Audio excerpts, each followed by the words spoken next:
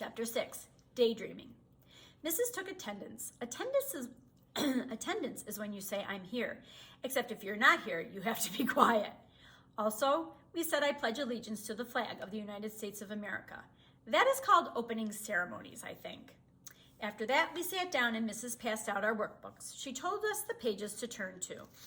It was work about different kinds of shapes, like circles and squares and triangles. I am a breeze at that stuff. Only I couldn't even concentrate very good on account of I kept daydreaming about that birthday party. Daydreaming is just like night dreaming, only it's not night and you're not asleep and you're not dreaming. I kept on thinking about how everybody was going to that party, only not me. I was the only one in all of room 9. I wish Lucille and Grace weren't going too, I thought to just myself, because that would be nice sports of them. After a while, I tapped on Lucille. You are my bestest good friend, I told her. Lucille smiled at me. You are my bestest good friend too, she said. I touched her new dress. You look very precious today, I said. Lucille fluffed herself. Thank you, you look very precious today too, she said back. I touched her fingernails with polish on them. I wish you and me could be twins, I said. Me too, I wish you and me could be twins too, she said. Just then my whole face got happy. Lucille, I just thought of something. You and me can pretend we are twins and we can do everything just the same. And so on Saturday you can come to my house and I will put nail polish on my nails just like you. And you will stay home from that birthday party just like me. Lucille didn't say anything back. I tapped on her. How come you're not talking twin? I said, how come you're not saying anything back? Because I want to go to the party, that's why, said Lucille. I did a huffy breath at her. Yes, Lucille, I know you want to go to the party, but now you and me are twins, and twins have to do everything just the same. And so if I don't go to the party, then you can't go to the party too, on account of that is the twin rules. No, it's not, said Lucille. My cousins are twins, and one is a boy and one is a girl, and they don't do anything alike. I jumped up from my chair. Yeah, only that is not the kind of twins I want to be, madam, I yelled. Mrs. snapped her loud fingers at me. Sit down, she hollered. Just then that gem I hate turned around in his chair and he laughed real mean at me because I was in trouble.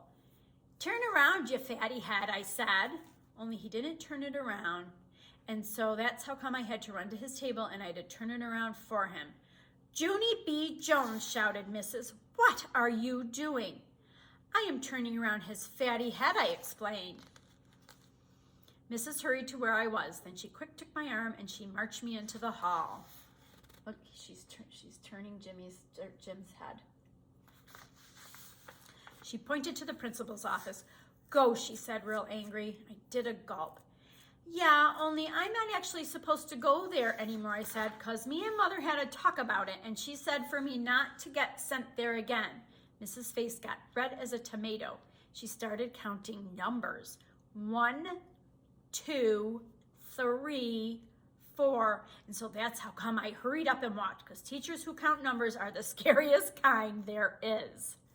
Chapter 7, My Story This Time by Junie B Jones. Principal is the boss of the school. He lives at the office. I have to go there when I am unruly. Unruly is a school word for not being ruly. There is a typing lady there. She isn't allowed to smile. Sit down, she said. She pointed at the blue chair. Yeah, only I don't actually like to sit there. Remember that? Because that is where the bad kids sit, and I am not even bad, I explained. I explained that to her every time I go there. The typing lady leaned over the counter at me, and she made her face look scary at me. Sit down, she said. I sat down. Then I pulled my froggy jumper over my face so nobody could see me. Pull your skirt back down, said the typing lady. Yeah, only I'm actually allowed to do this because I have on tights, I said. See them? They are green with little tadpoles on them. Just then I heard Principal's voice. Well, well, Junie B Jones, what a surprise, he said. My mouth dropped all the way open. Hey, I hollered from under my dress. How did you know it's me under here? Because you can't even see my face. Lucky guess, said Principal. After that, I uncovered my head and me and him went in his office. I climbed up in the big wood chair. Principal looked very tired-ish. He rubbed the sides of his baldy head. Okay, let's hear it. What's your story this time, he said. I sat up straight and tall. My story this time by Junie B Jones. Once upon a time, I didn't get invited to a Meanie boy's birthday, and I am the only one in all of room 9 who isn't going, and so that's how come I was moving today. Only Mother brought me to the school very stiff, and then I was a buzzing bee, only Crybaby William is a squealer, and Lucille won't be a good twin. And so then Mrs. yelled at me, and that's how come I had to twist that Jim's head, and now I am sitting here in this big wood chair. I folded my hands on my lap. The end. Principal put his head down on the desk. I peeked at him. Are you laying low? I whispered. He sat up again, then he called my mother on the telephone. Those two talked very often. This time they talked about the birthday party and how I'm not invited. After he hanged up, Principal looked nicer at me. I guess sometimes we grown-ups think we're the only ones with problems, he said. We forget that even when you're little, life can be tough, can't it, Junie B Jones? Yes, I said, life can get your goat. After that, me and him went out of his office and he lifted me into the blue chair again. I want you to wait here a minute, he said. There's someone I have to talk to before I can get this settled. Yeah, only guess what? I don't actually want to sit in this chair, I explained, on account of this is where the bad kids sit, and I'm not even bad. Principal thought and thought, then he snapped his fingers. I think I might have the perfect solution, he said. He went in his office and brought out a giant shopping bag. What if we hid you under here, he asked. If we hide you under this bag, no one will be able to see you at all. There's Junie B hiding in the bag. I jumped up and down very excited because hiding is my favorite thing in the whole world. That's why. Principal sat me down in the chair. He put that giant shopping bag over my head. Hey, who turned out the lights, I said. Then I laughed and laughed because that is called comedy, of course. I bended my knees and pulled them under the bag. I hugged them real tight. Now all you can see is the tippy toes of my shoes, I said, very happy. This is the perfect solution I ever saw. And so how did you even think of this wonderful thing, I asked. Only Principal didn't answer me back because he probably went back to his office already. After that, I hid it inside my bag. I hid it a real long time. It was a jillion years, I think. Guess what? This is taking longer than a minute, I said from inside there. The typing lady didn't answer me. Yeah, only guess what else? My knees are very bended and squished in here, I said, and so this isn't good for my circulation, probably. Just then, my legs started squirming all around because I was getting ants in my pants. That's why. Hey, does anybody have ears? Get me out of here right now because I am at the end of my rope in this thing. Plus, also, I am getting ants in my... All of a sudden, someone yanked the bag right off my head. It was the scary typing lady. Pants, I said very soft. She took me back into Principal's office, and guess what? That Jim was in there. He was sitting in the big wood chair, and Principal was frowning at him. Junie B, our friend Jim here has something he wants to say to you. Don't you, Jim? Asked Principal. That meanie Jim didn't answer. He kept on looking at his feet. Principal tapped his fingers. We're waiting, Jim, he said. Then that Jim did a huffy breath, and he said the words, I'm sorry. Principal raised up his eyebrows. Sorry for what, Jim? Tell Junie B what you're sorry for. That Jim stared at his feet some more. I'm sorry I didn't give her an invitation to my party, he said very grumpy. But your mother told you to, didn't she, Jim? Said Principal. Your mother told you to give an invitation to every single person in your class. But you got mad at Junie B and you decided not to give her one. Isn't that right? That meanie boy did his shoulders up and down. I guess, he said real soft.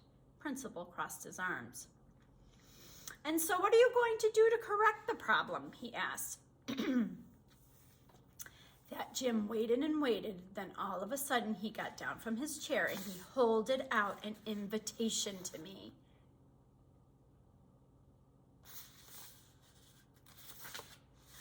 My stomach did a flippy flop. For me?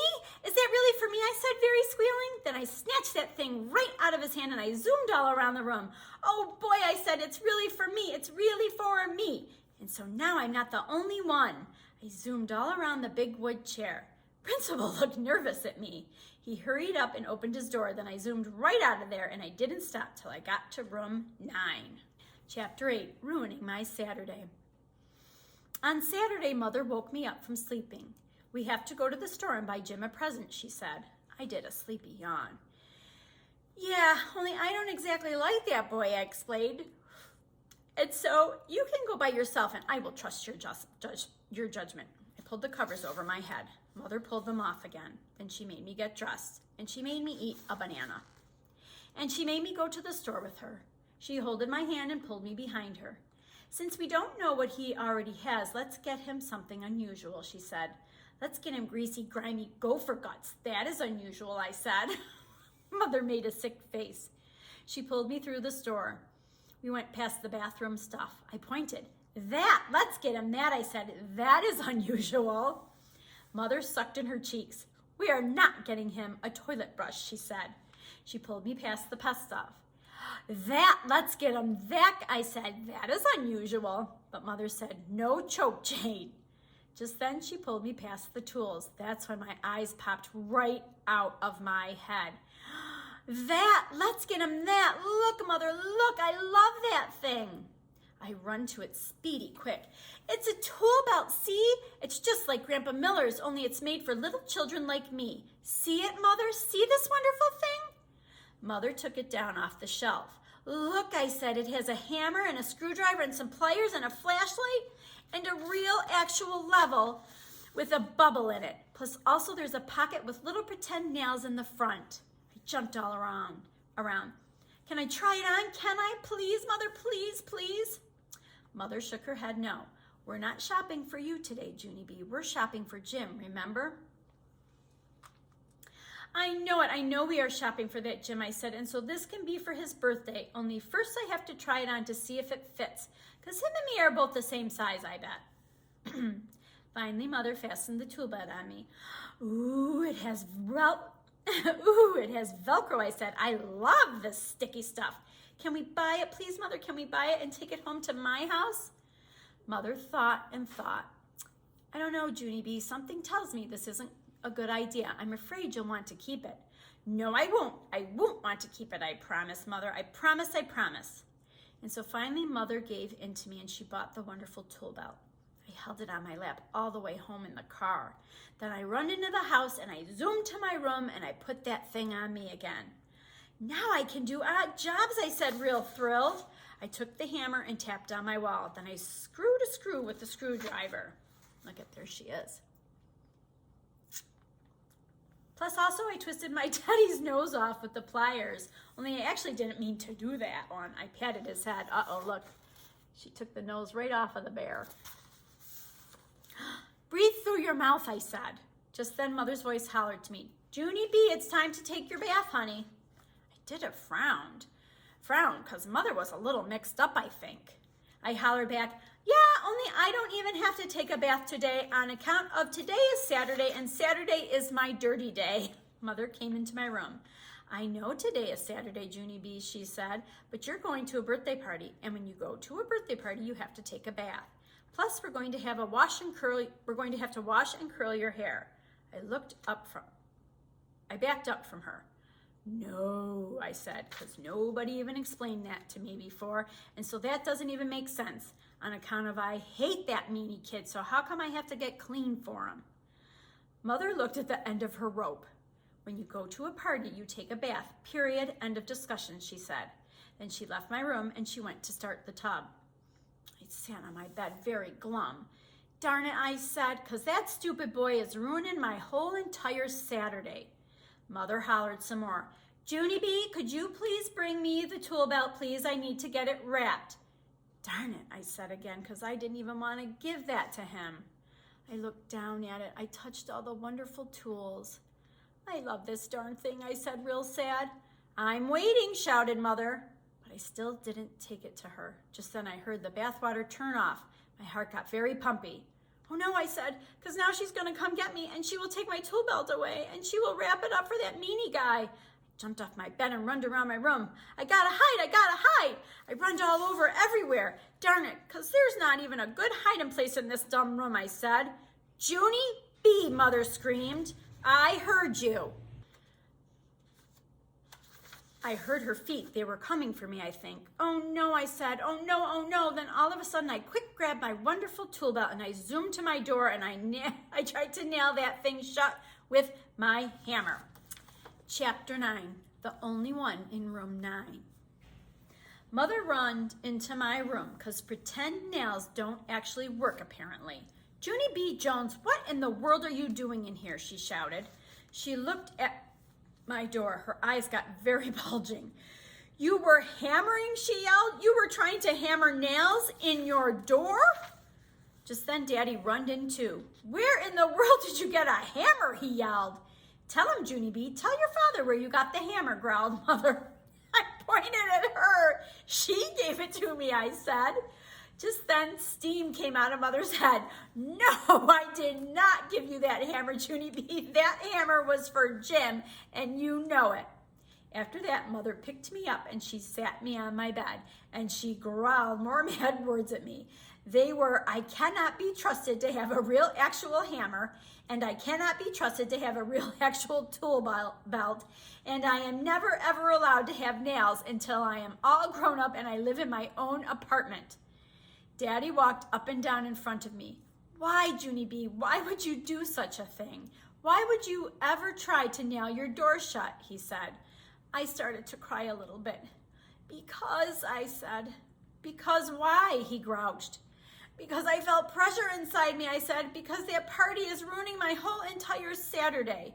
Because first I had to shop, and then Mother said I had to get a bath and wash my hair, only I don't even like that meanie head boy. And so how come I have to get cleaned and give him that wonderful tool belt? Because what kind of deal is that? Mother did an angry breath. This was your decision, Junie B, she said. You're the one who wanted to go to the party. No one is making you do it. I wiped my nose on my sweater sleeve. Yeah, only if I don't go, I will be the only one in room 9, I said. And that is the saddest story I ever heard of. Daddy sat down next to me. Why, he said. Why is it sad to spend your Saturday the way you want to spend it? Why is it sad to spend the day having fun instead of wasting it on a boy you don't like? Mother sat down too. That doesn't sound sad to me, said Mother. That sounds good, in fact. No, that does not sound good, I said, very snapping. What is it so good about being the only one? Daddy did his shoulders up and down. Lots of things, he said, like you'll be the only one who doesn't have to take a bath. Have you ever thought of that? And you'll be the only one who doesn't have to wash her hair, said Mother. And, said Daddy, you'll be the only one in room 9 who doesn't have to give Jim a present. How about that one, huh? I sat up a little bit straighter, because that one was excellent, that's why. Mother ruffled my hair. And what about Grandpa Miller, she asked. You haven't forgotten that he invited you to his house today, have you? Just then my whole mouth came open, because I did forget about that. The toilet, I said. I forgot about the toilet, because me and Grandpa were going to fix that thing. And we were going to touch that big ball that floats on top. Mother made a face. Lovely, she said. I know it is lovely, I said, and so I have to get over there right now or else Grandma is going to get to touch it and not me. Then Mother looked at me very strange, and Daddy went to get his keys. Mother and Daddy made me take the tool belt back to the store. They made me give it to the man. Here, I said, I cannot be trusted with this wonderful thing. The man smiled kind of sad. Sorry, sis, he said.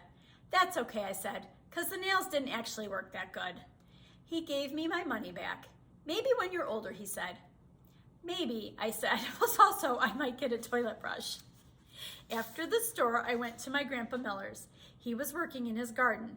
I ran my fastest at him. Grandpa Miller, hey, Grandpa Miller, did you fix it yet? Did you already fix the toilet? He twirled me around. Not yet, he said. No, not yet, I didn't. I've been waiting for you. And so just then, me and him hurried up and we got our tools and we runned upstairs. Then we took the lid right off that thing and I flushed all the water right out of it. Here she is with Grandpa Miller's tool belt on. I touched the big ball. This is fun, right, Grandpa? Right? This is the time of our lives, I said. Sure it is, of course it is, said my Grandpa Frank Miller. I laughed very happy. Hey, Grandpa, guess what? I am the only one, I said. He looked confused at me. I am the only one in room 9 who is fixing a toilet, I explained. Then Grandpa Miller laughed too. You're really something, he said. You're really something too, Grandpa, I said back. Then I hugged him real tight and I climbed up on his lap. And I told him a secret in his ear. And guess what else? I whispered. I still would like a goat. The end.